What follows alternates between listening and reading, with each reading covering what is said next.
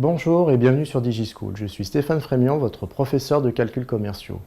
Nous poursuivons aujourd'hui notre analyse du compte de résultat à l'aide d'un nouveau solde intermédiaire de gestion. Il s'agit du résultat d'exploitation.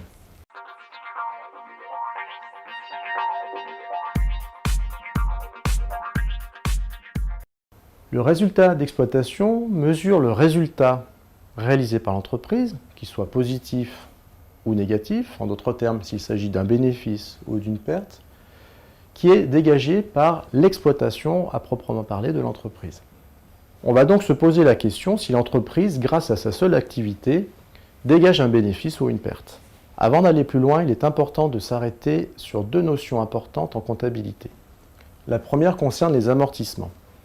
Les amortissements sont en fait l'étalement d'un investissement réalisé par une entreprise sur plusieurs années. Par exemple, une entreprise achète une machine qui coûte 100 000 €, elle estime que son cycle de vie sera de 10 ans. Comptablement, elle a la possibilité d'étaler cet investissement sur les 10 années d'exploitation de l'entreprise. Autrement dit, plutôt que de comptabiliser 100 000 € en charge sur un seul exercice, on va comptabiliser 10 fois 10 000 € sur 10 exercices.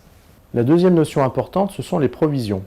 Les provisions, ce sont en fait des fonds réservés mis de côté par l'entreprise pour pallier à des dépenses exceptionnelles ou bien des dépenses qui sont prévues à l'avance mais qui vont pouvoir gréver le résultat. Pour calculer le résultat d'exploitation, on va partir d'abord de l'excédent brut d'exploitation qu'on a calculé au préalable. À cela, on va rajouter les reprises sur amortissement et provisions. Autrement dit, c'est l'argent qui reste et qui n'a pas finalement été dépensé. C'est le cas des provisions. On avait prévu de dépenser quelque chose, mais on ne l'a pas fait. Donc on va réintégrer ces montants. Et les amortissements, si on amortit un investissement plus tôt que prévu, à ce moment-là, on va réintégrer, on va faire une reprise à ce niveau. À cela, on va ajouter les autres produits d'exploitation. Et de tout cela, on va soustraire les dotations aux amortissements et aux provisions. Autrement dit, c'est de l'argent qu'on va remettre à part pour amortir un investissement, ou bien de l'argent qu'on va remettre de côté pour pallier à une nouvelle dépense exceptionnelle ou prévue de longue date. Et à tout cela, on va également soustraire les autres charges d'exploitation.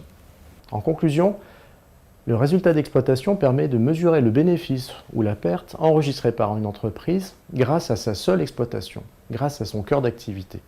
Pour en savoir plus sur le sujet, je vous invite à consulter les prochaines vidéos disponibles sur DigiSchool. À bientôt.